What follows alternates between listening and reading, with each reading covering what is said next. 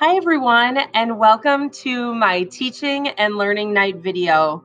My name is Mrs. Wilcoxon, and tonight I'm going to be going over a little bit of information about myself, some expectations for the school year and my course, as well as specifics relating to the course your student is in. I will lastly close with some contact information. If you have any questions throughout the course of the semester, I am available for you. I am so excited about this semester and I can't wait to be working with all of you. Have a great day.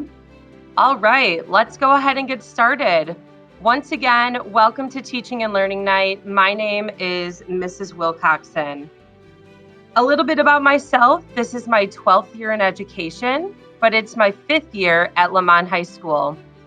I am in the Family and Consumer Sciences department, where this year I'm teaching food prep, culinary, and advanced baking, so all of the fun classes.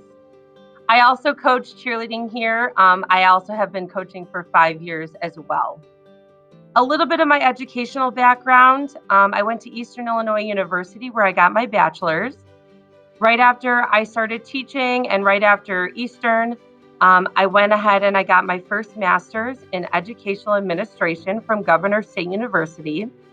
And then while I was teaching at Lamont, I received my second master's in educational technology from American College of Education. Now more than ever, I am so thankful for getting that second master's as it is extremely beneficial and helpful as we kind of work through this remote learning lifestyle. A little bit about our course expectations and labs, so more specific to what I teach with the lab setting. As far as attendance and participation goes during remote learning, it is so important to ensure that our students are academically engaged. So what does that look like?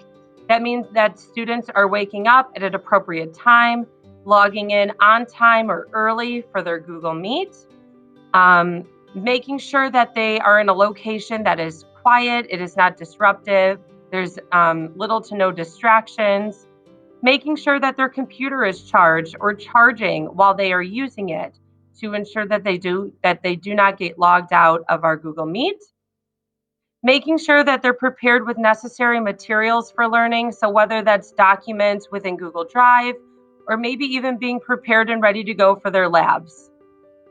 Lastly, students should be present and actively engaged in lessons. It is so important that students are not having separate side conversations with other students. It's important that they're not on YouTube or on Netflix, just really engaged in what we're doing to ensure they're receiving the best, highest quality of education in this course. Labs. Labs are a huge component in what I teach. Students will be required to complete several lab activities. With that being said, recipes are going to be provided well in advance to ensure that students can get their groceries and make sure that they have the necessary equipment for their kitchens. Students can complete a different recipe if it is approved by me. This is only if students feel like they cannot obtain certain ingredients, maybe they don't have the right equipment. They can find a separate recipe as long as it coincides with what we're doing. If students are not able to get to the grocery store for whatever reason, whether it be financial issues or issues regarding getting to the grocery store, an alternate non-cooking assignment will be provided if approved by me. So I know that these are special times. We are all trying to be very understanding of everyone's unique individual circumstances. So if this does become an issue, I am more than willing to work with your individual students on an individual basis. Lastly, students will be graded on the completion of the pre-lab, the documentation of the completion of the lab itself from start to finish, and then a reflection. The labs themselves will be done over the course of 3 class periods. The first class period is going to be the pre-lab, where they are going to kind of go through the recipe, make sure that they have all necessary ingredients and equipment. The lab itself will be day 2, where they will either document through video or sequential pictures. And then day 3 is going to be uploading those pictures and or videos and reflecting on the lab itself. If you have any questions regarding labs or how labs will run, please do not hesitate to ask. Again, I know these times are very unique to everyone, but we want to make sure that these students are getting out what they expected if they were to be in the kitchens here at Lamont High School. So again, please let me know if there's any way that I could help you as we move along with remote labs. Okay, so now we are going to jump into what the semester is going to look like in food prep. So here I have the semesters broken down by units. So first semester is going to be units 1 and 2, and second semester is going to be units 3 and 4. To start, we have already started with food safety and storage. We are now moving into kitchen equipment, measuring, and recipe specifics. Once we get to Unit 2, we are then going to begin with our lab. So we have fruits and vegetables, which also include salads.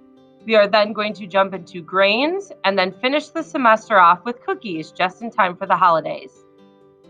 For second semester, we are then going to learn a little bit about quick breads. Then we are going to jump into eggs and dairy.